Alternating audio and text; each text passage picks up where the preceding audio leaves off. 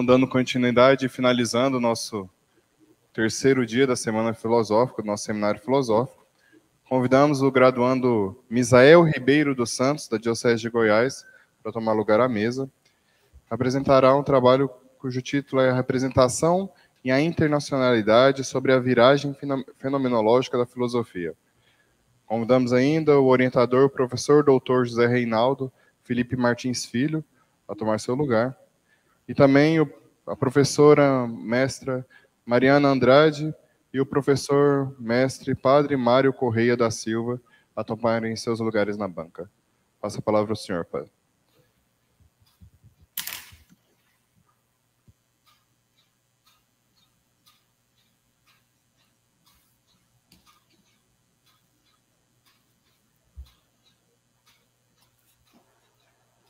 Bom dia. Então, convido para me sentar, Mariana. Bom dia, Padre Mário, que nos acompanha de maneira remota. Então, nos encontramos nessa manhã para a sessão de defesa pública do trabalho de conclusão de curso do estudante Misael Ribeiro dos Santos, com o título Representação e Intencionalidade sobre a Viragem Fenomenológica da Filosofia. Então, como de praxe, o candidato terá até 20 minutos para uma apresentação sumária, considerando que os leitores já conhecem o seu trabalho, e em seguida nós procederemos à arguição. Quem sabe, não sei como preferem, talvez, Padre Mário, eu estou te vendo aqui, talvez ele faça as considerações todas reunidas no final, pode ser?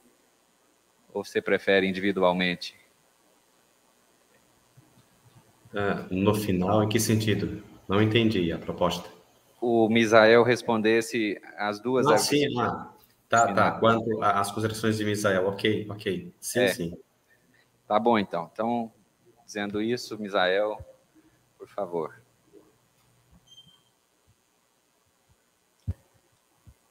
Não te deixes destruir. Ajuntando novas pedras e construindo novos poemas, recria a tua vida, sempre, sempre. Remove pedras e planta roseiras, e faz doces. Recomeça. Cora Coralina. Bom dia, caríssimos, caríssimas. Os meus agradecimentos primeiros vão a Deus, que nos concedeu mais esta oportunidade de nos reunirmos neste dia e partilharmos de nossas vivências.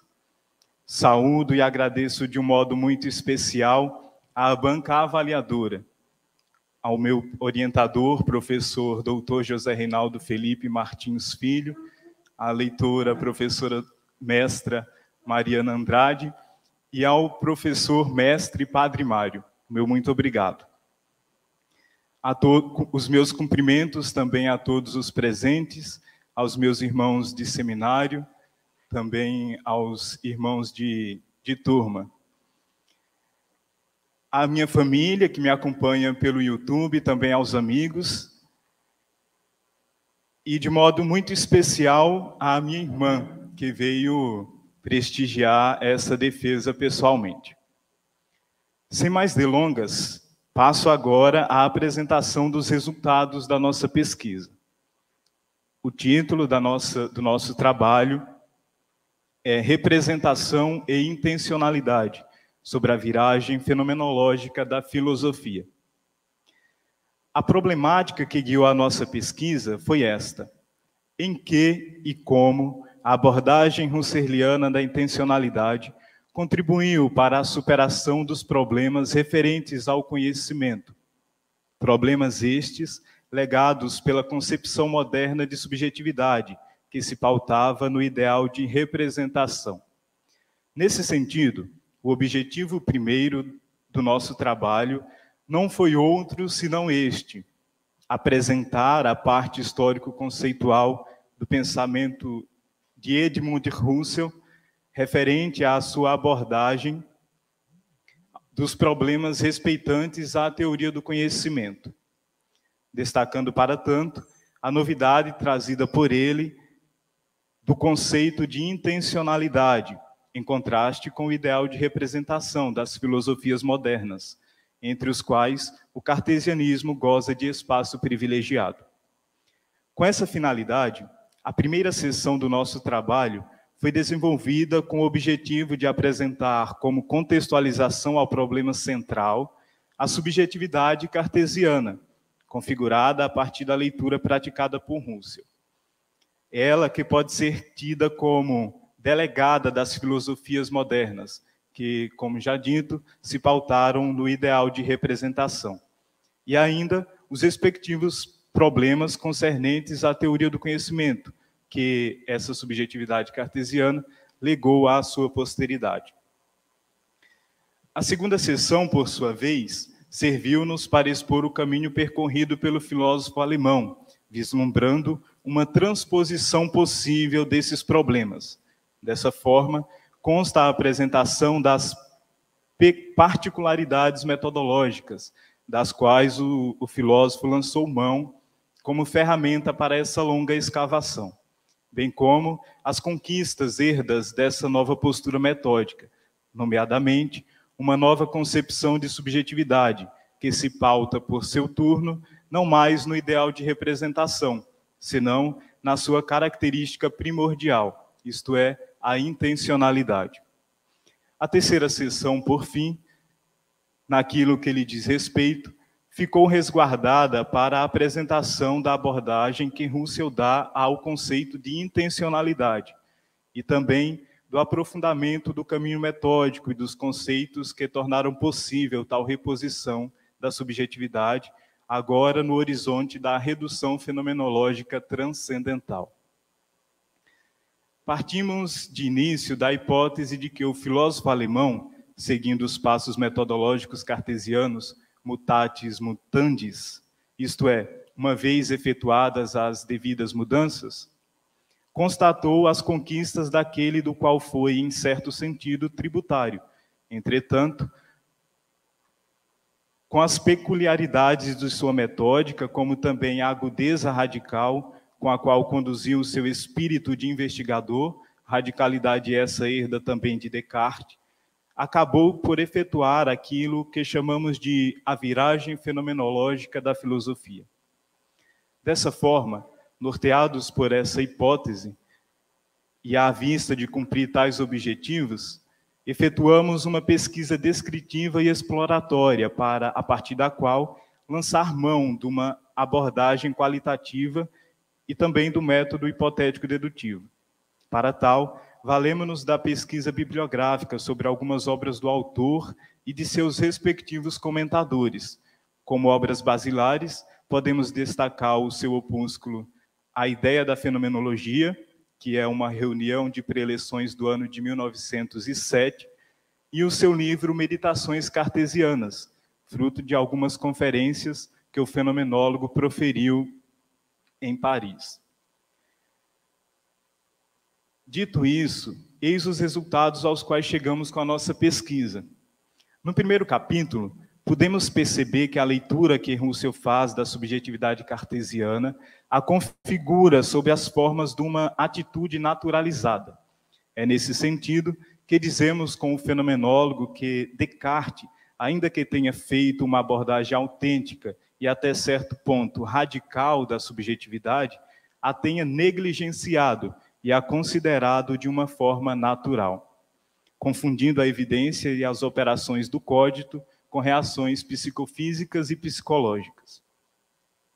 A isso chamamos ainda de sujeito cartesiano naturalizado, que é fruto das influências matemáticas recebidas do contexto vigente, de matematização do espaço aos modos de Galileu Galilei. Verificamos ainda que o filósofo francês, ao se deparar com a evidência das evidências, da qual não podia jamais duvidar, nomeadamente cogito ergo sum, a considerou à parte da realidade que a cercava. Dessa forma, chegou à conclusão de que só poderia haver duas substâncias, já que o cogito se dava de forma tão particular e evidente que não poderia fazer parte das substâncias corpóreas, que só têm a sua validade assegurada através da autoridade e do domínio do cogito. Eis aí a dicotomização substancial do sujeito, res cogitans, res extensa. Eis também a fonte das dificuldades a respeito do conhecimento, pois entendia-se que o conhecimento só poderia dar-se na relação entre elementos de mesma substância, conforme Chauí 2000. É nesse interim que surge o ideal de representação, que, saliente-se, foi uma tentativa moderna de superação do problema do conhecimento. Tenhamos aqui em mente que conhecimento é a relação entre um sujeito que conhece e um objeto que é conhecido. Porém, o que adveio da concepção moderna do conhecimento, para além das conquistas, foram erros e equívocos, segundo Russell, visto que essa relação entre sujeito e objeto, considerados pelo prisma da representação, extingue a objetividade do mundo, que passa do fora, que lhe é próprio, para o dentro do sujeito, fazendo-se uma e a mesma substância que ele, já que somente assim poderia haver conhecimento. No entanto, percebemos que o que havia realmente era uma verdadeira chacina da objetividade pelo senhorio do sujeito. Eis o sentido do espírito-aranha, do qual falava Sartre em 2005. O espírito-aranha atirava sua teia sobre o mundo objetivo, o envolvia numa baba branca e lentamente o deglutia, reduzindo-o à sua própria substância. Extinguia-se assim do processo do conhecimento a participação da objetividade, do objeto real, verdadeiro. E, simultaneamente, erigia-se o trono da subjetividade, gerando problemas de toda sorte, como, por exemplo, a impossibilidade de uma verdade objetiva, para além daquilo que o eu sentia, pensava e imaginava. No segundo capítulo, por seu turno, constatamos que Russell, percorrendo um caminho metodológico análogo ao caminho cartesiano, mais uma vez com a ressalva mutatis mutandis, e assegurando-se de uma das heranças mais explícitas e certas que recebeu do cartesianismo, ou seja, a radicalidade e o rigor, conforme Martins Filho, 2017, chegou às mesmas evidências que Descartes, porém, as considerou de um modo totalmente diferente. Aplicando as reduções devidas, desde a psicológica até a transcendental, Russell efetuou a reposição da subjetividade, do âmbito natural de reflexão para uma esfera transcendental. Eis assim o caminho do fenomenólogo, em paralelo com o do filósofo francês. No primeiro momento de sua meditação, valendo-se da dúvida, Descartes pôs em xeque todas as suas crenças e opiniões adquiridas até então. Esse passo é análogo ao passo da redução gnoseológica que Russell opera pela Epoché, ou seja, pelo método de parentetização, isto é, colocar a objetividade do mundo entre parênteses, em suspenso. Isso significa que o fenomenólogo colocaria entre parênteses toda a opinião que não se lhe mostrasse evidentemente e não fosse destruída por completo e reconstruída, se tornando uma reconstrução sua, visto que, abre aspas, filosofia é assunto pessoal do filósofo, trata-se da sua sapientia universalis, isto é, trata-se do seu saber, esforçando-se pelo universal.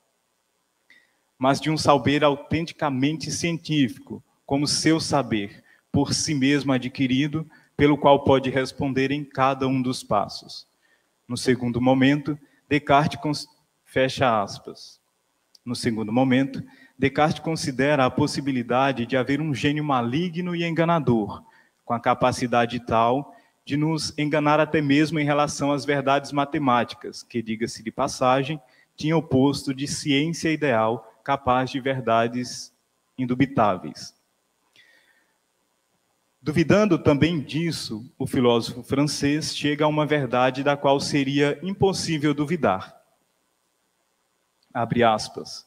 pelo próprio fato de eu pensar em duvidar da verdade das outras coisas, decorria muito evidentemente, muito certamente, que eu existia. Fecha aspas, Descartes, 2001. Se duvido, sei, isto é, tenho consciência que duvido. Se duvido, penso. Se penso, sou. Eis a famosa expressão cartesiana, cogito ergo sum. Semelhantemente, já no seu tempo, Russell chega a essa evidência a qual chegou Descartes. Porém, eis que dá o passo além. Passo esse não dado pelo filósofo moderno, como atesta Martins Filho, 2011. Abre aspas. Descartes chegou à porta, abriu-a, mas não adentrou o universo que se impunha. Fecha aspas. Nesse sentido, podemos perceber que esse passo além dado por Russell só lhe foi possível pelo que chamou de redução transcendental. Com ela, a reflexão foi elevada a uma nova esfera, a esfera transcendental, como sugere o próprio nome dessa parte do método. E com essa redução, Russell repõe o sujeito ensimesmado, aquele cartesiano, que era ditador da verdade, e de igual modo interessado ingenuamente pelo mundo, por assim dizer, para uma posição de, abre aspas, um espectador desinteressado, cujo único interesse é o de ver e descrever de modo adequado as coisas. Fecha aspas. Não interessa o fato em si mesmo como um objeto, como que um objeto que se mostra. Não interessa o fato em si mesmo, como que um objeto intransponível, mas o que interessa é o sentido intuído através do puro ver o objeto que se mostra por completo. O olhar se dirige agora não para um cogito fechado em si mesmo e completo em si mesmo, mas um cogito aberto e completo na medida em que se abre às suas vivências e se percebe em relação com elas. Por fim, no terceiro e último capítulo, podemos verificar de modo mais detido a novidade apresentada por Russell com o sujeito transcendental, isto é, com a abordagem inovadora da consciência, agora reflexiva e intencional. Verificamos os passos iniciais do fenomenólogo que se deram com o novo tratamento dos conceitos imanência e transcendência, onde emerge, mais explicitamente, o que vem a ser o que ele chama de esfera transcendental do sujeito. Enquanto o transcendente era algo que existia além e aquém do sujeito, como sendo um objeto que está fora e que de igual modo é fechado em si mesmo, impossível de ser conhecido pelo sujeito, o transcendental tem algo de imanente e está contido, ou seja, faz parte da vivência de consciência do sujeito, é parte integrante do seu ato de conhecimento. O transcendental, dessa forma, é a esfera onde o objeto que está fora do sujeito é referente a ele. Não é fechado em si mesmo e intransponível, mas é pura doação, é puro mostrar-se. É objeto intencional de uma consciência intencional. Por conclusão, Russell como que reconcilia o sujeito com as suas vivências, liberta o sujeito e o objeto das cápsulas em que se encontravam e os abre a uma relação. O sujeito, até então encapsulado, em si mesmado, identificava-se a si mesmo em sua autoexperiência. Como já dito, cogito ergo sum. Russell vai além e demonstra que essa identificação do eu só se realiza verdadeiramente em conjunto com as suas vivências, que são tão indubitáveis e irredutíveis quanto ele. Assim, o fenomenólogo chega à nova intuição intelectual irrevogável. Ego cogito cogitatum. Ou seja, toda vivência de consciência é vivência de alguma coisa. Eis a intencionalidade da consciência, ou melhor, eis a consciência intencional da qual fala Russell e a qual se refere Sartre, 2005. Abre aspas. Toda consciência é consciência de alguma coisa. Fecha aspas. há agora uma correspondência essencial entre sujeito do conhecimento e o objeto. Este é sempre objeto de uma e para uma consciência, e aquele é sempre consciência de alguma coisa. Ambos têm, assim, assegurados o seu papel no processo do conhecimento. Eis que subtrai-se a soberania do subjetivo e devolve-se o papel próprio do objetivo no processo do conhecimento. Eis, assim, a tentativa husserliana de superar as dificuldades referentes ao conhecimento. Eis a novidade trazida pelo sujeito transcendental, isto é, a consciência, que é agora reflexiva e intencional. Eis a viragem fenomenológica da filosofia. Muito obrigado.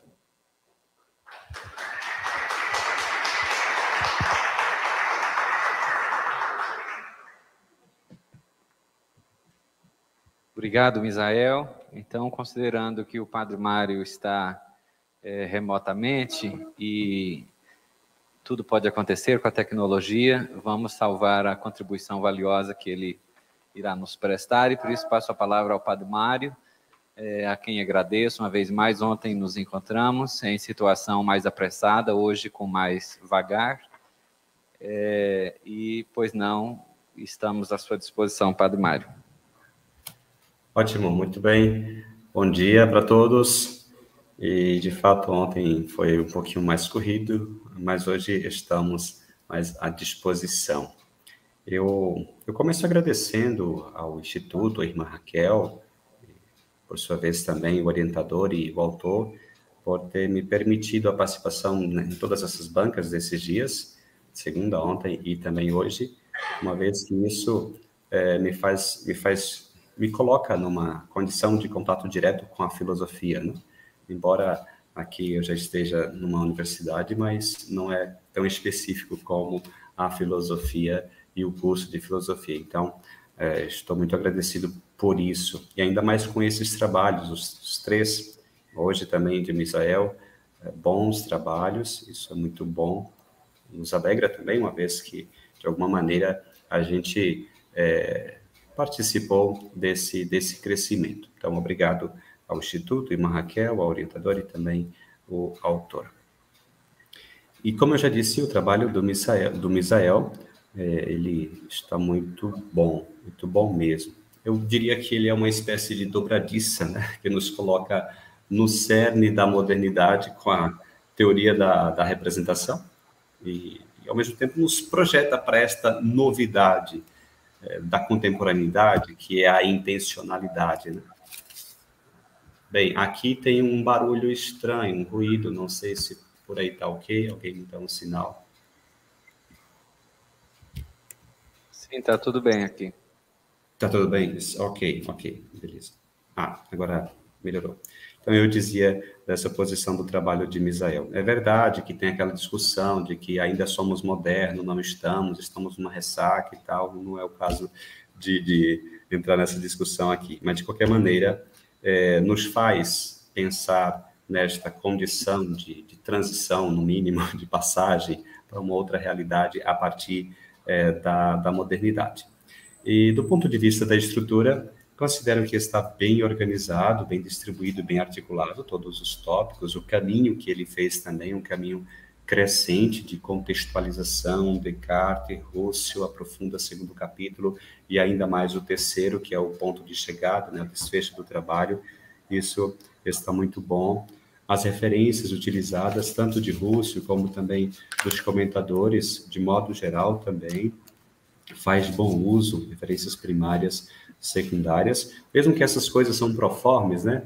Como vocês estão acompanhando aí essas monografias de todos os dias, mas a gente se sente um pouco na obrigação de sinalizar para isso, que isso está sendo contemplado no trabalho. Então, um pouco de paciência com relação a estas falas proformes, que tanto necessárias. Quanto à forma, também, muito bem revisado o texto, não encontro nada que pudesse chamar a atenção de linguagem, de correção gramatical, a não ser destacar o modo da escrita de Misael, com o uso de algumas palavras não tão comuns, né? Quem sabe aí a Cora Coralina ou os outros baianos da literatura, uma vez que ele também é baiano, né? Tenha inspirado ele nesse sentido, e isso é bom, de qualquer maneira, nos ajuda também a recordar ou a enriquecer aí no vocabulário, né? Ora, pode ser que precisa também cuidar para que em algum momento as palavras encaixem bem no contexto, né? Mas destaco o uso de palavras não tão recorrentes do dia a dia ou em textos feitos por ele. Muito bem. A impostação da introdução é boa, situa o trabalho, apresenta o que virá em cada parte e já nos prepara para um trabalho que é de fôlego, né? Acho que isso também a gente precisa já destacar. O trabalho do Misael, ele exige da gente disposição para a leitura e, claro, um pouco também parecido com aquele de César antes, de repente já estar aí num outro nível para além de TCC e com algumas coisas a mais, pode seguir muito bem adiante nesta outra dimensão ou nível de estudo, né? Isso também é muito bom ler um trabalho nesse porte. No primeiro capítulo, eu chamo a atenção alguns detalhes que, de modo geral, eu falarei aqui, mas que de nada tira o mérito disso que eu falei do trabalho. São pequenos ajustes natural que também a gente acaba detectando. A primeira nota de rodapé, página 12, quando você procura explicar o adjetivo de herdeiro, eu não sei se precisaria aí essa nota, ou a impressão é que ela diz, não diz, assim, dê uma olhada com calma nela para ver se ela está cumprindo o papel de explicar o que você pretende, se está sendo clara, ou se realmente até é necessário esta nota aí da página 12. O mesmo, com relação à nota, também chama atenção para a nota 22 da página 29, que ali você cita, inclusive, Riquet, muito bem, você cita Riquet, tentando explicar o conceito de egologia, mas esse conceito já apareceu antes, né? Página 11. Então, nesse caso da nota 22, seria antecipá-la, né? Uma vez que essa palavra já apareceu antes no texto. Nota 22, na edição que tenho aqui, é a página 29.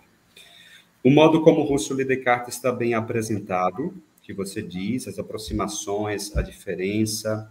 Sujeito cartesiano, como você há pouco falou, né? Sujeito cartesiano e naturalizado, a partir de uma realidade, mais a partir de uma realidade circundante, né? Um sujeito desencarnado, de certo modo, o Russell tenta reencarnar esse sujeito, né?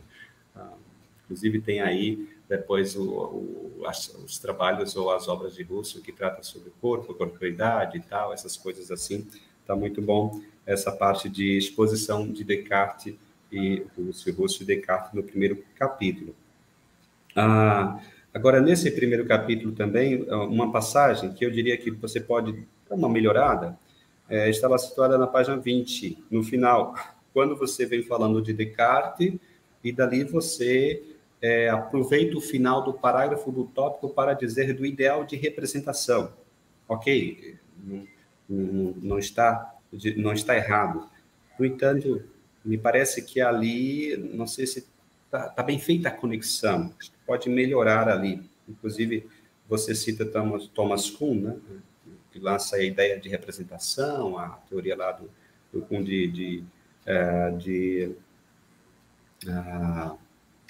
falhou aqui, não vem à mente a expressão, paradigma, né? Paradigma, que é clássico.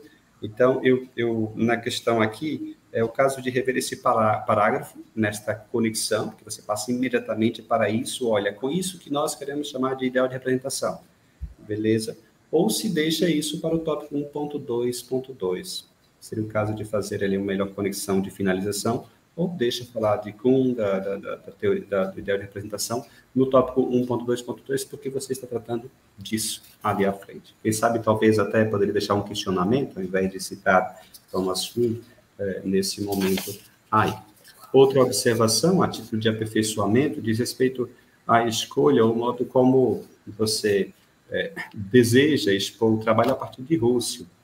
E está certo isso. No entanto, em alguns momentos desse primeiro capítulo, há um pouco dessa insistência, né, de que estamos falando de Descartes a partir de Rousseau, na visão de Rousseau. Acho que poderia diminuir essa insistência, até porque você faz citações diretas do próprio Descartes, o que é válido e claro, não é nada estranho a esse trabalho que, de certo modo, esse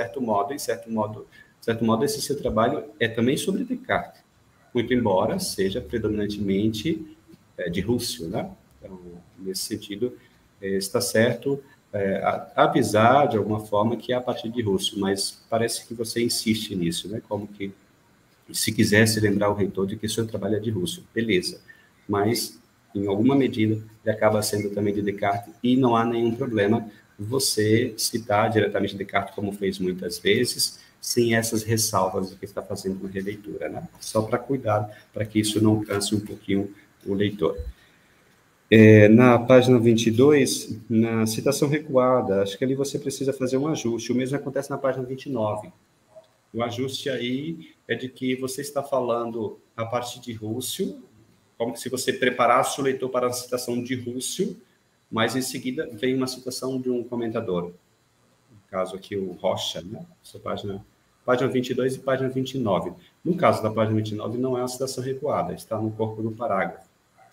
Nenhum problema em relação à citação aqui do comentador. Agora, só seria bom ali uma palavrinha, uma expressão para dizer, olha, o comentador, o Rocha, diz isso. Né? Porque o modo como você começa o parágrafo, como eu falei, prepara o leitor para uma citação de Rousseau, mas depois não é Rousseau, é o Rocha. A citação pode ser mantida com esse pequeno ajuste aí. Também, na página 24, aqui é só mesmo uma coisa que achei um tanto engraçado, né? Você termina o tópico num certo tom sentimental, né? Você diz assim, enveredou-se, falando de Descartes, enveredou-se por um caminho interpretativo que não o fez completamente feliz. Puxa, Descartes, você... Coitado do infeliz Descartes. Bem, sem contar aqui o termo interpretativo, enfim, é só fazendo resenha com o seu texto nesse sentido, mas não é nada questão também de, se quiser melhorar, pode. Muito bom que se apresenta no tópico 1.2.2 sobre a ideia de representação, inclusive lançando mão aí de Heidegger, né? E o exemplo de Sartre também que você mencionou há pouco, ajuda um pouco nessa continuação de compreensão da ideia de representação. Quem sabe aqui poderia aparecer o Thomas Kuhn, se achar conveniente, e aos que estão nos acompanhando que têm alguma dificuldade em entender de maneira sintética essa ideia de representação, leia aí a página 25 do trabalho de Misael, porque utilizando ali do Heidegger, a maneira como está dita está incompreensível. Talvez o Hobbes entraria aqui se a gente fosse ir para outros campos, né? O trabalho anterior, o Denis também tratava disso, claro, acho que não convém, uma vez que a intenção que é outra, mas a gente sabe, você também explicou que nessa perspectiva de ideal de representação, a referência básica aí é Descartes, mas a gente sabe que outros autores também podem entrar sem dúvida. Então, você aí fala da ideia de representação, e a seguir no tópico 1.3, página 26, você diz que para abrir um parêntese para contextualizar a já tratada questão da representação, página 26. Seria contextualizar ou apresentar os seus desdobramentos, né? Ou precisaria abrir um parêntese, quem sabe essa expressão também pode ser modificada, né? Porque assim é como se você quisesse voltar.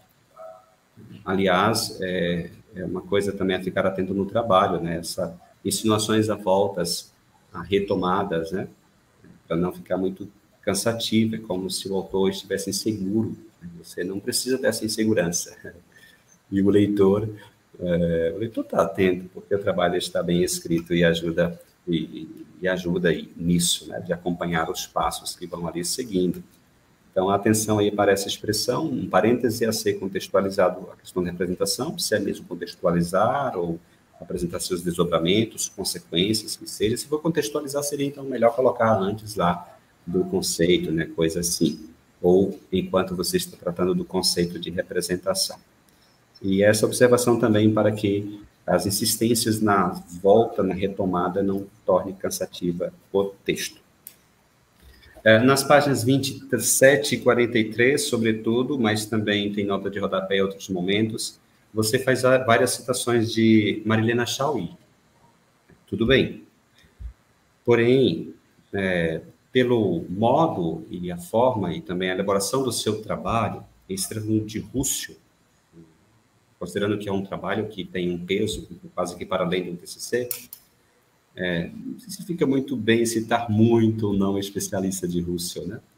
Acho que você daria mais qualidade, né? Daria um peso ainda maior se fosse um russeliano ou uma russeliana também, não tem problema. Ganharia em substancialidade, qualidade, se fosse assim. É uma observação que você também não precisa tirar do texto, porque tem ali, claro, a contribuição, o modo de dizer também muito compreensível, mas deixo essa observação aí. E sem contar que, bem, falo com respeito a isso, mas ali você, é um trabalho seu, você está tratando, citando bastante Descartes, muito Rússio, cita também Heidegger, Sartre, etc. E outros filósofos, né? E aí você dá o adjetivo de filósofa brasileira para se referir a Chauí. Acho que é muito. Uma professora, alguém ali, será? Mas, sei lá, talvez, em comparação a essas outras figuras que aparecem aí, o título é muito. O capítulo seguinte provoca uma nova postura metodológica, né? Já é o final, o último. E chamo a atenção para a expressão que aparece na página 32, no final, quando se diz, fica explícito o ponto de partida desde o que devemos iniciar nossa exposição. Aqui é, mais uma vez, as questões de expressões, né? Fica explícito o ponto de partida, mas me parece que esse ponto de partida não ficou para trás, não? Ficou ali na leitura de Russell a Descartes. Nesse momento aqui, seria bom falar ainda de ponto de partida, né? É uma observação também em relação à melhora do termo. Tem aí os vários destaques de que a filosofia necessita de um novo começo, um novo recomeço, ok? Bem exposta também essa parte de fundamentar, que você chama de ponto de partida, um novo começo, a reposição da subjetividade, você mencionou isso também na sua exposição. Sobre a noção de redução, você trata diretamente de algumas reduções, utiliza a expressão redução psicológica, redução idética, redução procedimental. Mais à frente, e você também falou agora na sua apresentação, você utiliza redução gnoseológica. Entendo que tem a ver com esse capítulo e tal. Mas o que sugiro aqui é que essa palavra apareça antes, né? Quando você está realmente tratando também de redução gnoseológica, né? Porque ela vai aparecer na página 55, 68, uma espécie de retomada, né? Ao passo que ela está aí nesse começo da página segunda, aliás, do capítulo 2º, talvez até alguma coisa do primeiro. Só para que, ou então, se não quiser mexer, quando aparecer essa expressão lá adiante, já no final do trabalho de edição gnoseológica, talvez uma notinha para dizer, olha, isso daqui se refere a isso que já tratamos, coisas assim. Depois, eu já estou para finalizar, é muito bom o que se segue a partir do que você diz na página 44. Isso ajuda também a quem nos acompanha a entender, né? Descartes, esse é só um comentário, Descartes chegou ao penso, logo existo. Russell, por sua vez, chega a isso, mas pergunta, mas e daí? O que isso significa? Penso, logo existe, mas o que isso significa? Você disse, não interessa o fato de existir somente, mas o significado desse fato. Então, aqui a gente já vê essas diferenças que você bem destacou ao longo do texto, semelhanças e diferenças entre Russell e Descartes, né? Puxando aí para o sentido. Capítulo 3, o título do tópico 3.1 um pequeno ajustezinho ali também pode ficar legal. Quando você diz imanência e transcendência, uma introdução à questão. Aqui o meu problema é com a palavra introdução. É claro que todo um trabalho assim também, de certo modo, ele não deixa de ser introdutório para a expansão que ele alcance, até mesmo o autor.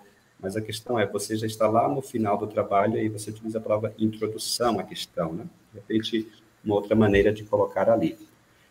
Então, o meu problema nesse caso é com o termo introdução nesse título aí, está no final do trabalho. Aliás, é muito boa a distinção clara entre imanência e transcendência em Husserl, mas é mais uma distinção aí que serve de sugestão para a leitura de outros, para ajudar nisso. Sobre o sujeito transcendental, você também fez muito bem o sentido, a intencionalidade, não tenho nenhum problema, e está muito bem escrito. Uma espécie de sacada, né, da sua parte, claro que a gente sabe que também outros já fizeram assim, mas para você, na construção desse trabalho, dessas duas expressões que são chaves, ego cogito sum e ego cogito cogitatum, né? Aqui está o Descartes e o Husserl, o que um continua no outro, o que um diferencia. Então é muito boa, isso aparece na página 61, como que chave, né, de compreensão de diferença e proximidade entre esses dois autores. E uma outra coisa legal foi a utilização também das expressões de Sartre, né, página 66, por exemplo, sobre intencionalidade e consciência, o que faz pensar no seguinte: essas expressões, assim, no corpo de trabalho está lá no final, mas, na verdade, todo o trabalho não deixa de ser uma explicação disso. O que é o ego cogito sum, por sua vez, no primeiro capítulo, né? E o que é, que se torna, aquilo que o Husserl propõe em ego cogito cogitatum, né? São como que duas expressões aí, juntando aí naquela de Sartre, que sintetiza muito o seu trabalho e representa propriamente todo o caminho que você fez. Muito bem. Agora, então, eu faço algumas provocações e assim encerro. A primeira coisa é quando você diz no terceiro capítulo sobre a consciência reflexiva e intencional. A pergunta seria assim: como é que é esta consciência reflexiva numa certa caracterização mais por intuitiva? Aqui, na verdade, a minha pergunta está entre reflexão e intuição. Qual é a diferença, né? Consciência reflexiva e intencional. Como é que é essa reflexividade em face de uma consciência mais intuitiva? Aqui, considerando que a reflexão pode ser, inclusive, para além de uma própria consciência, né? A gente poderia dizer assim, para outras realidades do mundo e da realidade, sem que essa pergunta também descaracterize o trabalho de Husserl. Mas como essa consciência reflexiva e, no entanto, intuitiva? A outra pergunta ou provocação que deixo é exatamente o fato de que Husserl se propõe a apresentar um conhecimento não subjetivista. Isso você diz várias vezes, ok? No entanto, a gente sabe que alguns autores, alguns críticos, continuam a ver Husserl continua a ver Husserl com esta marca aí de maneira muito forte. Quer dizer, se ele se propôs a apresentar ou reposicionar a subjetividade, até mesmo apresentar um conhecimento não subjetivista, há quem diga que, muito embora ele tentasse, mas houve aí umas recaídas, né? De modo que ele permanece ali na centralização do sujeito, e a intencionalidade teve, sem dúvida, uma posição preponderante, mas, ao mesmo tempo, recaiu na radicalização, inclusive, da subjetividade, do eu transcendental, tendendo para o idealismo, etc. Então, como é que seria, se você como é que seria uma resposta para isso? Para as críticas direcionadas a Husserl, de que na radicalização de Descartes começou bem, mas depois teve uma recaída nesse aspecto aí de centralização do sujeito, do cogito, por aí vai. Entendo aqui que houve sim a diferenciação do sujeito naturalizado, do sujeito transcendental. Ok, não é sobre isso que estou a dizer. E outra provocação seria C. Essa teoria do conhecimento moderno, de certo modo, forjou um tipo de metafísica da realidade, aliás, metafísica da subjetividade, deixa de remeter a uma realidade. Conseguiria você dizer de uma espécie também de metafísica forjada por Husserl, ou continua a ser a metafísica da subjetividade? Porque, nesse caso, se continua sendo a metafísica da subjetividade, talvez a gente voltaria à pergunta anterior em relação à crítica.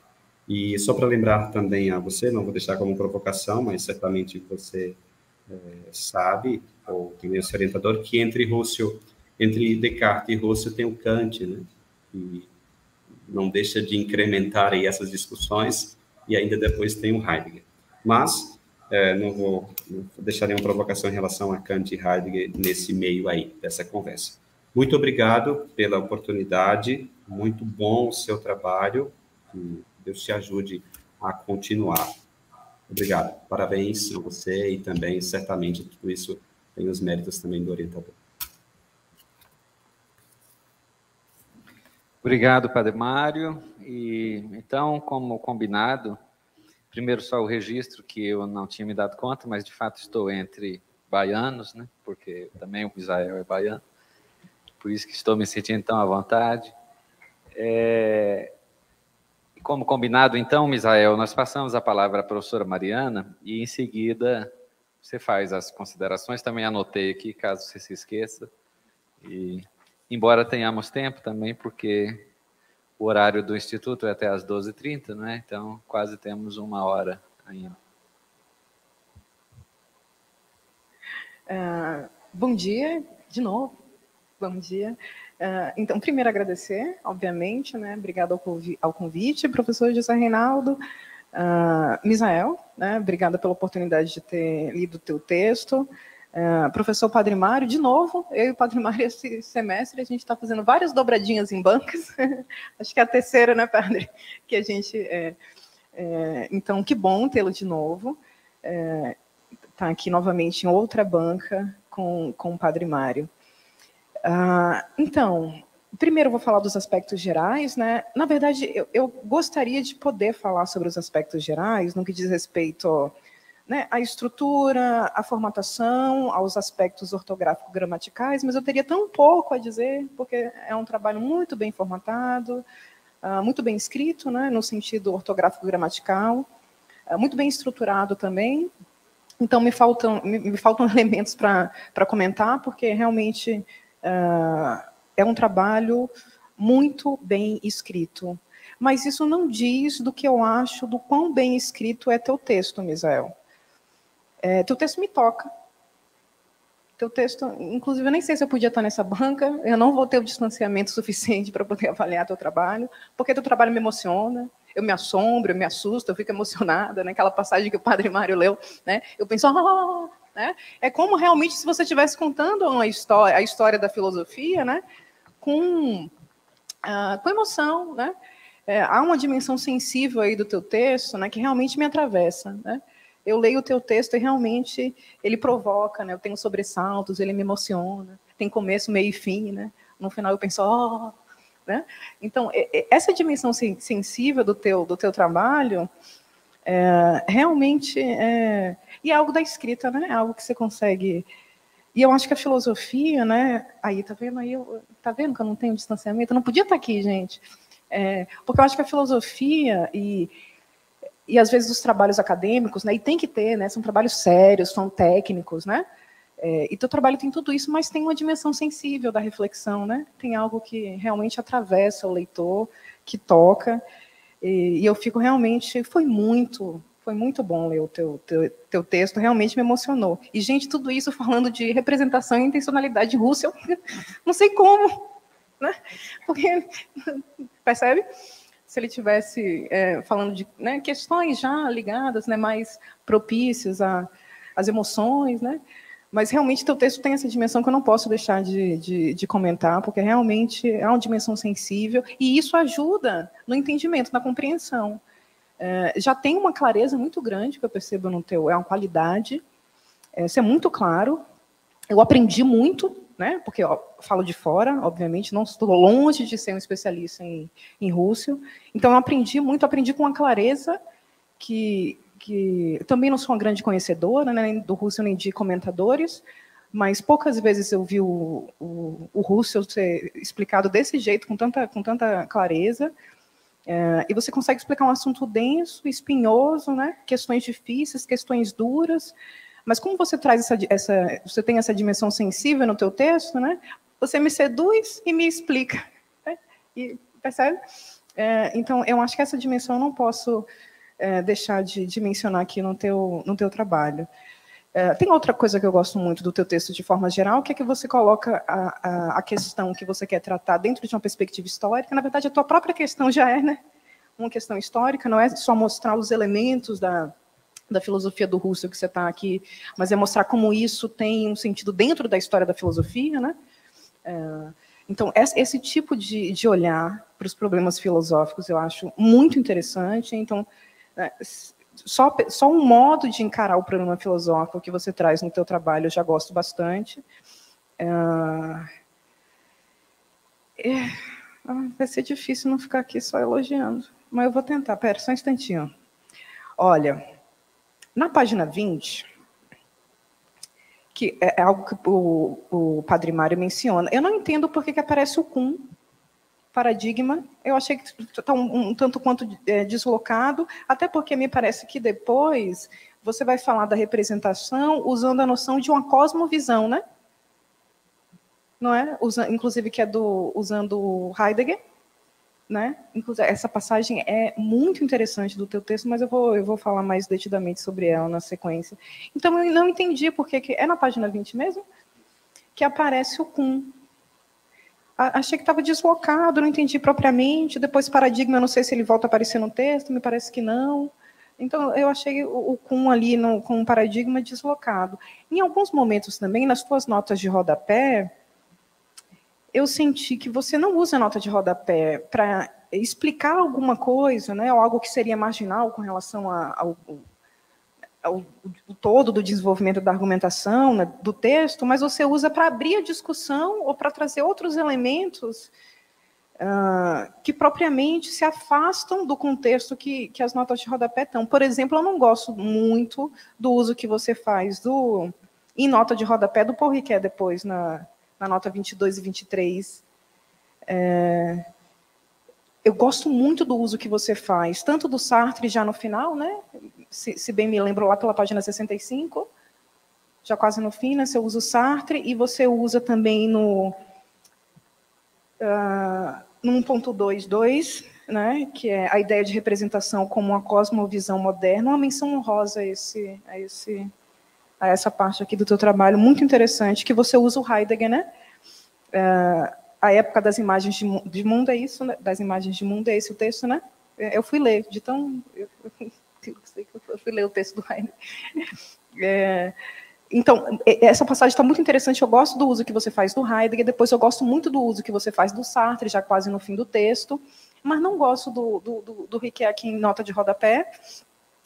Eu estou falando sobre essa, o cum também aparecendo assim, porque o trabalho é tão interessante, esse uso principalmente que você faz, e conseguir articular, assim, falando de... Né, aí já tem o Descartes também, que você já faz isso no primeiro capítulo. Né? Fazer esse tipo de coisa, esse tipo de articulação é tão difícil, sem parecer que fique uma salada de fruta de filósofo. Né? É muito difícil. Você faz isso com de um jeito muito interessante, articulado no teu texto. Faz isso com o Descartes, faz isso com o uso que você faz do Heidegger e com o Sartre no fim. Só não gosto do cum aparecendo com um paradigma assim, sem reira nem beira, e do Ricoeur em nota de rodapé. Que aí você desenvolve mais, porque, percebe? E isso eu não saberia te dizer, depois eu posso ver isso, porque eu fiz essas anotações, e eu comentando nota de rodapé de novo, né? Vou ficar com fama de ser a doida da nota de rodapé.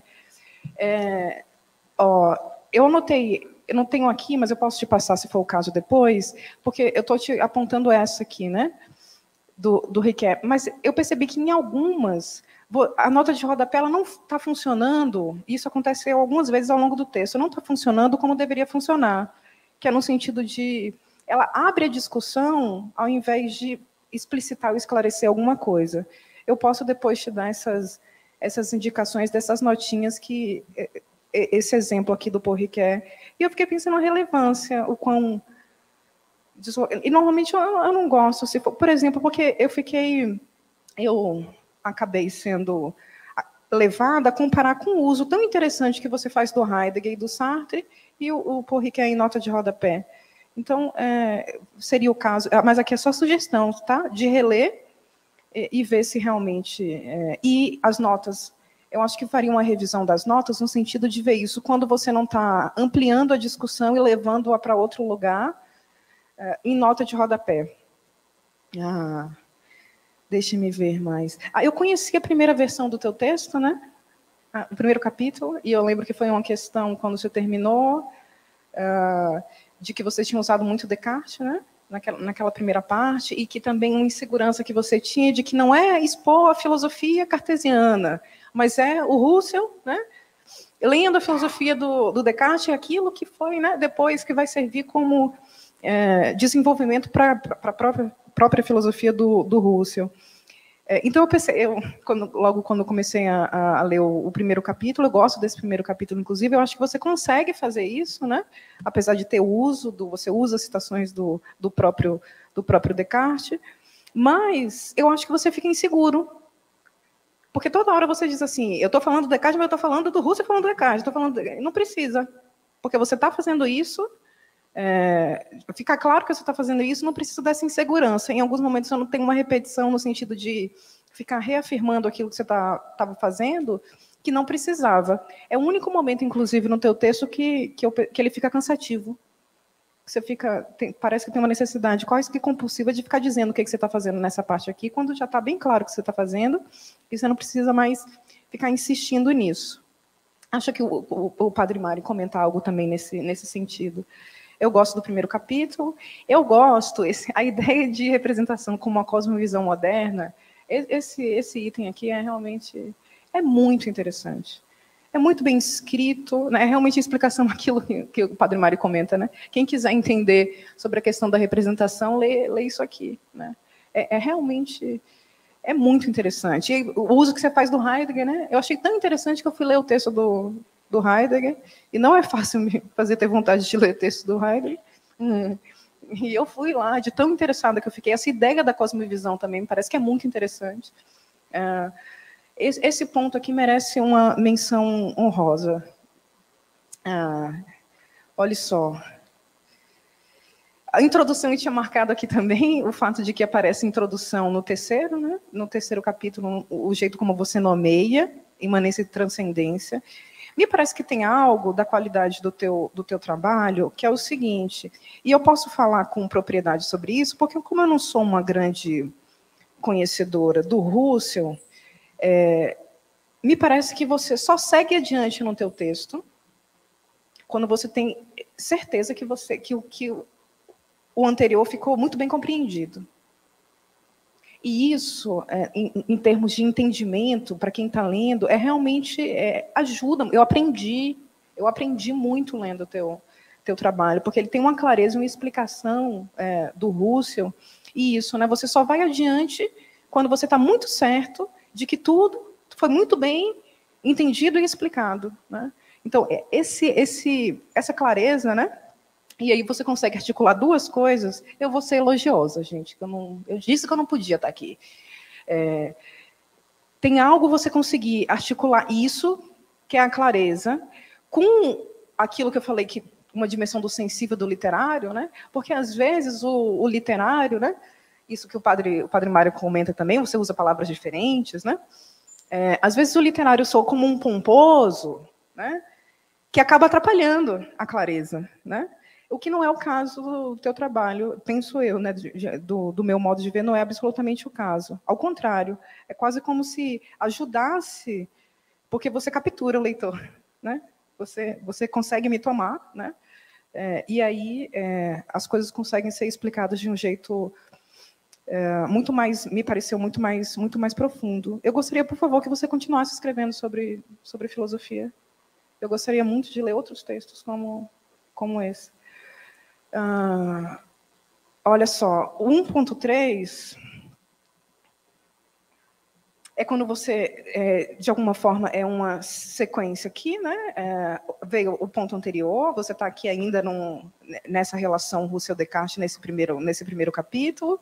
Aí tem a ideia de representação como a cosmovisão moderna, que é essa parte do teu texto que eu achei muito interessante. Aí, na sequência, vem justamente a relação sujeito e objeto, né? E essa separação. Que aparece aqui, na verdade, mas que vai aparecer depois, né, em vários outros momentos do teu texto. Às vezes é justamente, às vezes, o jeito como você fala, por exemplo, eu estou me referindo à página 48 e 49. Entre a 48 e a 49, quando você fala assim, sobretudo para fazer uma ponte que nos permita melhor entendimento, ou ao menos um vislumbre sobre a tentativa russeliana de superar a velha dicotomia. Velha? Né? Algo no sentido de que, um pouco no sentido a parte final dos comentários do Padre Mário é interessante, porque o teu trabalho, de alguma forma, ele finaliza, né? Finalmente saímos daquela subjetividade fechada, centrada, em si mesmada. Eu adoro todas as expressões que você usa.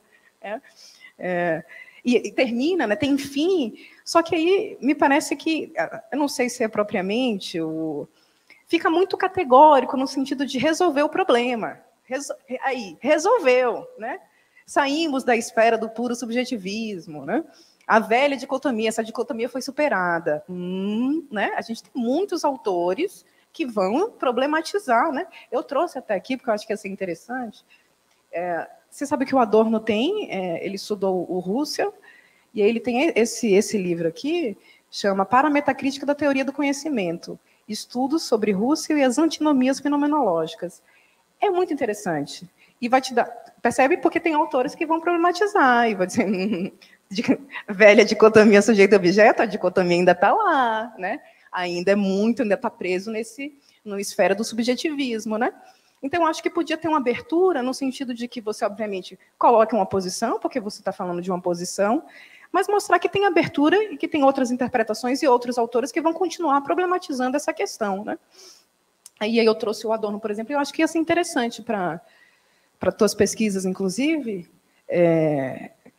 Veja só que interessante que o Adorno vai falar dessa questão no Husserl. Você vê como é interessante. Então, isso, né? Só para que, de alguma forma, você não fechasse desse jeito tão categórico, né? Mas que, talvez até, não sei, uma nota de rodapé, alguma questão, alguma coisa no sentido de dizer, olha, mas, né? Outros autores vão problematizar essa questão, né? Para não parecer realmente como se fosse, pronto, resolvido, né? E eis que Husserl resolveu esse problema na história da filosofia. Estou terminando já. Eu acho que tem... você usa na página 40 e na página 33, aqui já é mais no sentido de questões mesmo. Na página 40 e na página 33. Eu botei a 40 primeiro e depois a 33. Aparece ferramenta de escavação, e depois aparece escavação arqueológica. Escavação arqueológica, inclusive, você se vale, parece que é um conceito que você está usando de um comentador. Eu fiquei curiosa para entender melhor essa relação do método fenomenológico com a escavação. É uma espécie de... É uma relação, a gente poderia dizer, uma imagem, uma relação metafórica, eu não entendi exatamente, né? E isso é desse comentador...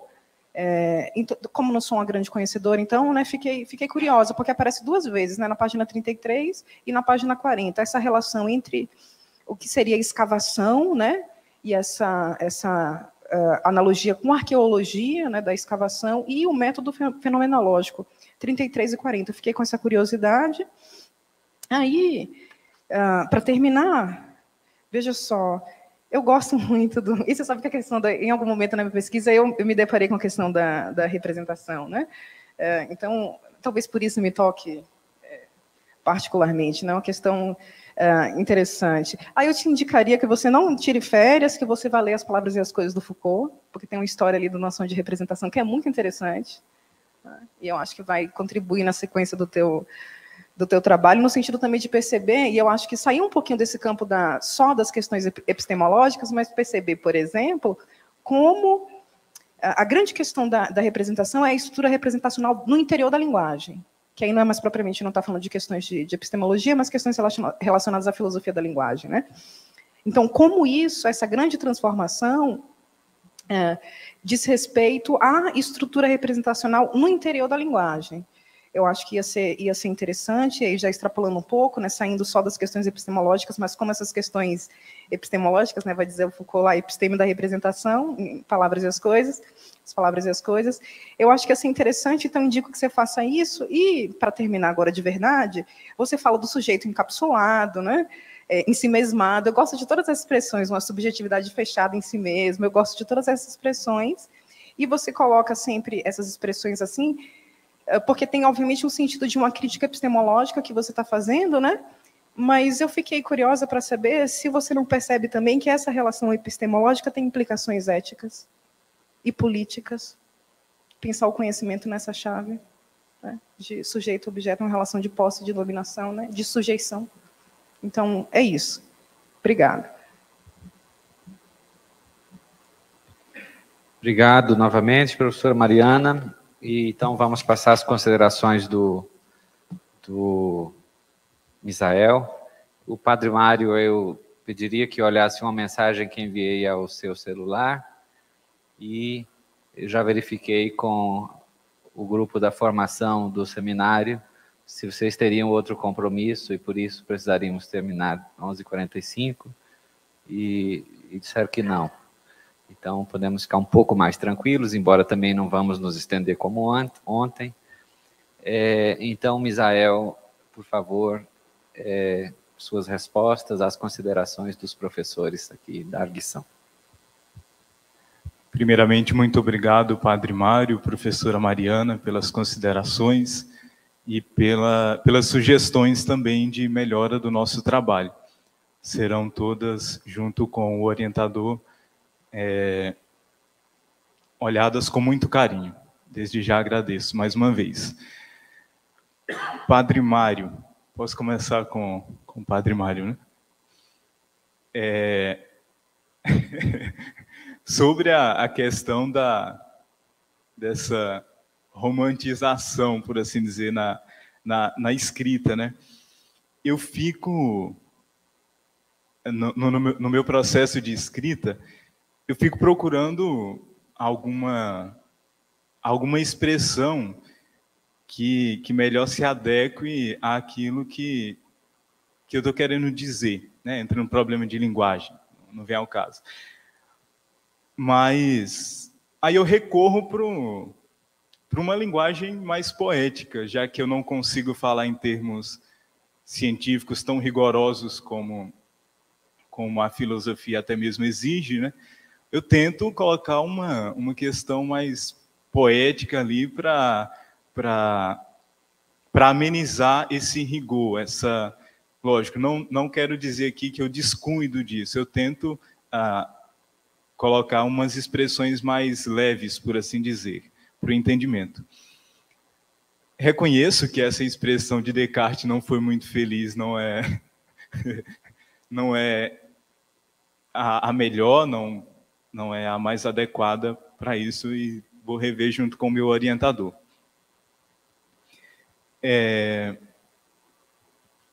Parto para as questões, né, para não tomar muito tempo, sobre as reduções. Eu citei a redução gnosiológica fora da questão, fora do ponto do trabalho onde eu falei sobre, onde nós reservamos para falar sobre as reduções fenomenológicas propriamente ditas, onde nós elencamos a psicológica, a idética e a transcendental. Eu deixei para comentar sobre a redução gnosiológica, juntamente com os passos, para fazer uma analogia aos passos do Descartes, para deixar mais claro essa aproximação e e esse distanciamento entre os passos cartesianos e até as semelhanças, né, entre os passos cartesianos e os passos de Russell.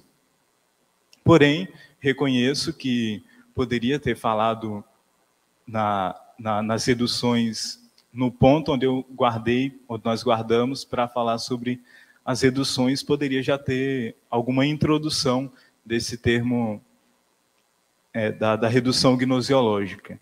Então, isso será visto também com o orientador, a melhor forma de resolver essa questão, de um tratamento de um conceito importante, mas que aparece fora do ponto que nós resguardamos na nossa monografia para tratar dessa questão. Sobre o título do terceiro capítulo, uma introdução, nós pensávamos que estaríamos sendo suficientemente claros de uma introdução ao tratamento, especificamente da intencionalidade dentro da questão do conhecimento. Por isso que nós optamos por uma introdução à problemática. Por quê? Russell, na ideia, no opúsculo A Ideia da Fenomenologia, que é uma das obras bases da nossa pesquisa, ele inicia falando sobre a questão do problema do conhecimento e que a filosofia que ele quer fazer passa por esse estágio de uma crítica do conhecimento. E a primeira questão que ele aborda, como introdução ao problema do conhecimento em si, de como uma possível resolução do problema do conhecimento, da relação entre sujeito e objeto, são esses dois conceitos, de imanência e transcendência. Então, como o próprio autor colocou como uma introdução a esse problema do conhecimento, nós achamos que, intitulando essa sessão desse modo, estaríamos introduzindo ao ponto chave da nossa pesquisa, né, que é o problema do conhecimento e a resolução que Russell tenta fazer de ultrapassar as dificuldades da relação entre sujeito e objeto. Mas é uma questão que nós podemos rever também, junto com o orientador. O senhor perguntava a respeito da consciência reflexiva e consciência intuitiva, se não me falha a memória, se a minha memória não me trai, e se eu não peguei mal aqui, se eu não tomei nota de forma errada da sua fala, da sua provocação. Eu confesso que essa questão me escapou. Eu não me atentei para uma diferenciação da consciência reflexiva e do que seria a consciência intuitiva, já que no nosso trabalho nós colocamos que Russell considera o processo de intuição de forma muito importante no processo do conhecimento, né, no fazer filosofia. Então, é uma questão que me escapa, e eu posso até rever vou rever essa questão para ficar mais claro e talvez, quem sabe, junto com o orientador, acrescentar no nosso trabalho. Por fim, o senhor perguntava onde fica Kant e Heidegger também na questão do nosso trabalho. Não, desculpa, anteriormente tem outra questão, que é a respeito da tentativa de escapar do subjetivismo, que Russell faz, mas voltando-se ao subjetivismo, ao sujeito, né? Ele tenta escapar do subjetivismo, voltando o seu olhar para o sujeito. Isso é uma coisa interessante que me remete a uma memória das nossas aulas de fenomenologia, que é uma das questões que o professor José Reinaldo muito bem deixou explícita lá nas explanações da aula de fenomenologia. E é uma questão realmente intrigante, porque como que ele se propõe, e é um dos problemas que vários comentadores colocam, como que Russell tenta fugir do subjetivismo, voltando-se para um sujeito. E aí, já adiantando uma das questões da professora, da curiosidade a respeito da escavação arqueológica, né? E também a expressão de aprofundamento que nós usamos. Russell, ele pega... Vamos pegar uma imagem... Vamos fazer uma reflexão aqui bem imaginativa, né? Russell pega o sujeito cartesiano, que é a intuição intelectual a qual o Descartes chegou, né? Cogito ergo sum, esse eu que nessa intuição reconhece a si mesmo e nada além, né? Reconhece a sua identidade nesse eu sou. E Russell pega essa descoberta e essa delimitação de chão para fazer uma ilustração a que Descartes chegou. Então, ele faz um recorte ali de tudo, de toda a história que tinha, né? E coloca o sujeito cartesiano como esse pedaço de chão, né? E vai sobre ele fazendo essa escavação. Ele segue os mesmos passos que Descartes, né? Com a ressalva com as devidas mudanças, né, efetivadas, e vai executando essa escavação com a ferramenta da epoqué, que vou suspender os juízos que eu tenho, que eu adquiri a respeito da coisa, do ego código, por exemplo, cartesiano, e vou olhar para a coisa mesmo. E ele começa a escavar, analogamente aos passos de Descartes, sobre essa subjetividade cartesiana. Ele vai escavando para adequar, para converter o seu olhar, que é manchado de pressupostos, né, da subjetividade cartesiana, aquilo que Descartes falou a respeito, para tentar um puro ver aquilo, o puro mostrar-se do sujeito. E a tentativa dele de superar o subjetivismo na verdade, superar, nós podemos não ter deixado muito claro, superar a concepção cartesiana, que, de certo modo, identifica toda a concepção moderna da subjetividade, né? Que esse sujeito fechado em si mesmo, esse sujeito realmente subjetivista, só o eu vale, só a minha opinião vale para validar a verdade das coisas. Mas é uma das questões que a professora Mariana aponta. Como fugir do subjetivismo, voltando-se para o sujeito? Não é fazer uma filosofia ainda sobre o sujeito? Então, é uma das questões que realmente são bem, como que eu posso dizer, polêmicas na fenomenologia de Russell.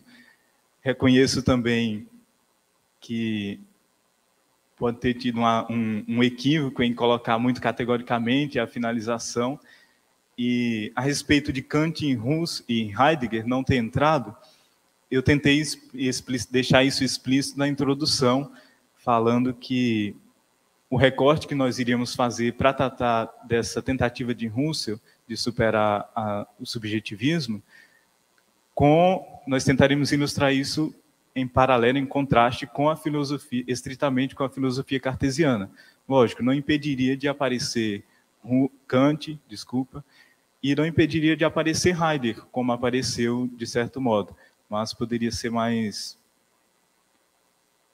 explícito as influências, né? Mas eu fiquei com esse receio de entrar demasiadamente nesses outros filósofos, sendo que eu já estava com dificuldade em tratar da relação entre a filosofia de Russell e de Descartes. Muito obrigado.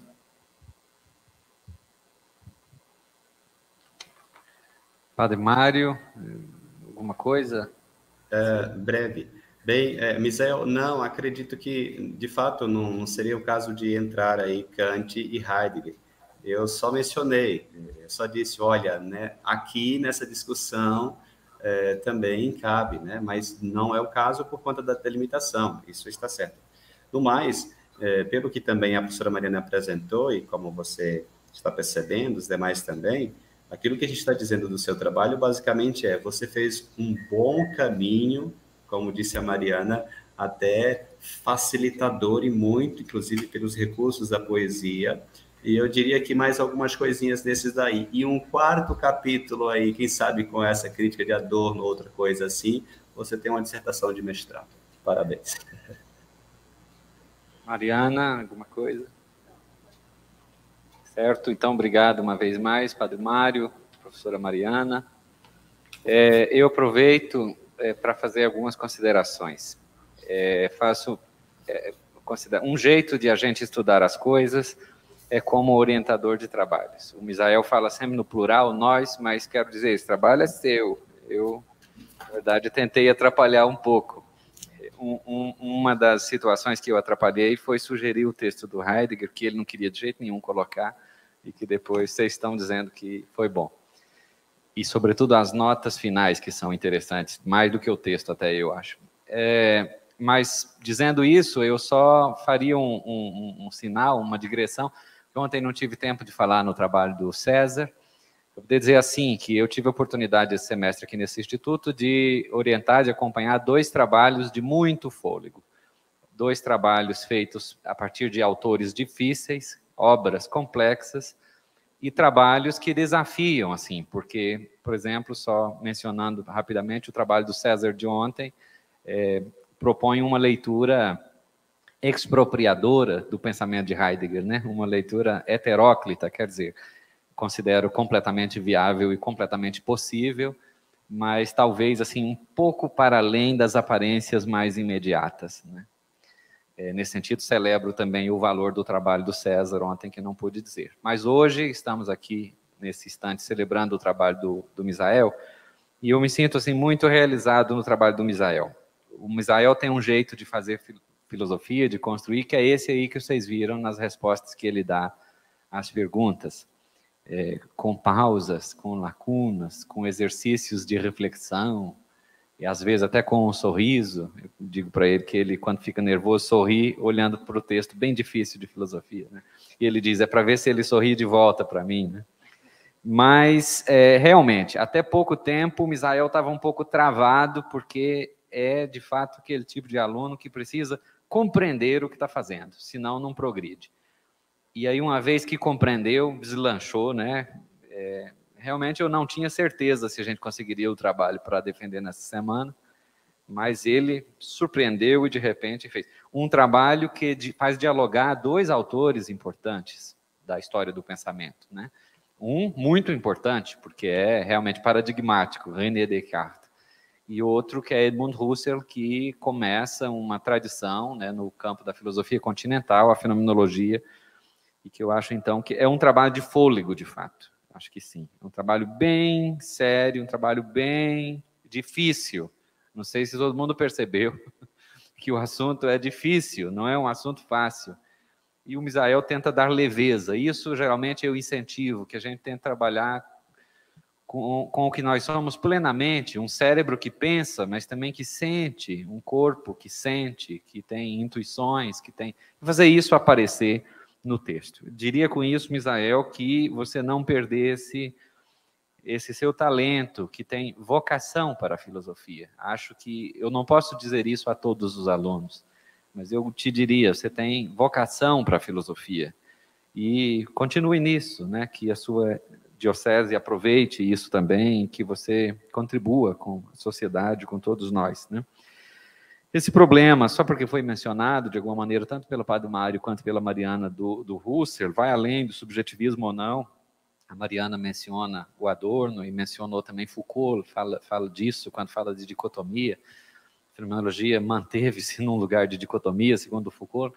Derrida, mais com relação a Heidegger, mas são todas críticas e um progresso que acontece também no interior do movimento fenomenológico. Eu penso a fenomenologia como uma tradição, como um movimento. E Husserl escreveu num texto curtinho que se chama A Crise da Humanidade Europeia, que o projeto da fenomenologia exige gerações e gerações de filósofos que contribuam e fecundem-se mutuamente.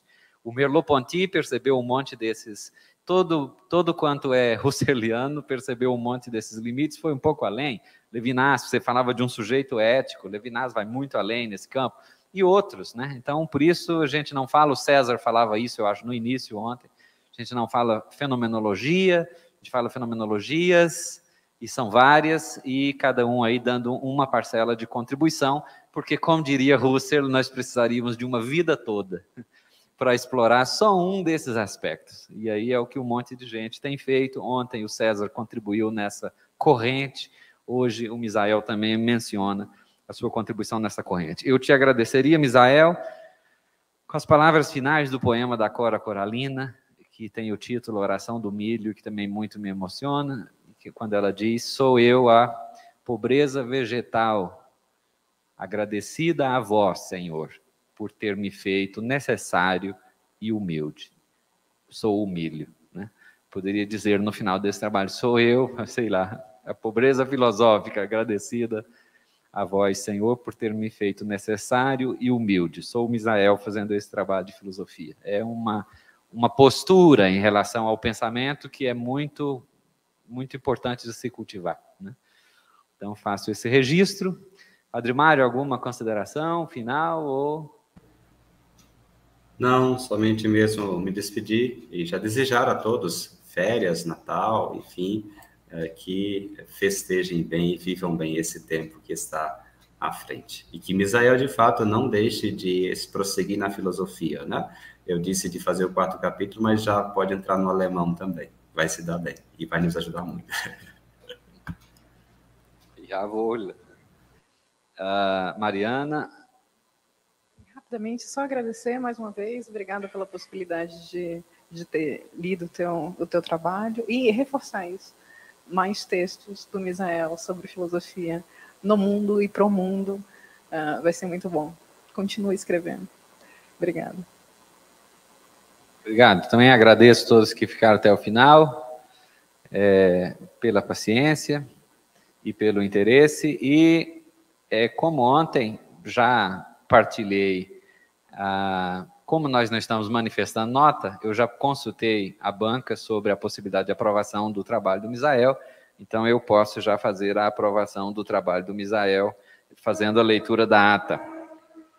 No dia 7 de dezembro de 2022, reuniu-se no auditório do Instituto Santa Cruz os professores que constituem a banca do trabalho, assessorados, muito bem acompanhados à distância pela coordenadora do curso, doutora irmã Raquel Mendes Borges, eu, o professor José Reinaldo Felipe Martins Filho, fui orientador do trabalho, a professora Mariana Andrade Santos, e o professor Padre Mário Correia da Silva, leitores, os alunos do Instituto, para a apresentação do trabalho monográfico de conclusão de curso de graduação em Filosofia, titulado Representação e Intencionalidade sobre a viragem fenomenológica da filosofia, do graduando Misael Ribeiro dos Santos.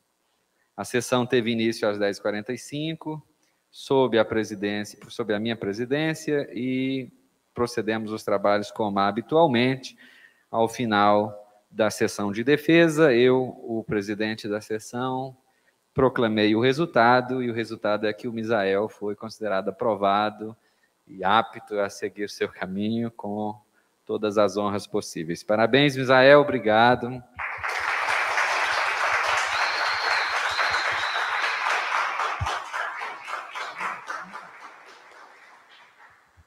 Gratidão mais uma vez a Deus por essa oportunidade, pela graça de ter me concedido este caminho. Agradeço a cada irmão que compartilhou comigo das suas experiências, que enriqueceram a minha experiência. Obrigado mais uma vez ao professor doutor José Reinaldo, à professora mestra Mariana, ao padre Mário também, muito obrigado. Também à minha família, um abraço e estou chegando aí. Padre Mário, diga para a Bahia que logo, logo eu estou aí, tá bom? Muito obrigado. Padre Mário, obrigado. Jazinho, eu te chamo ali para falar da nota. Até logo.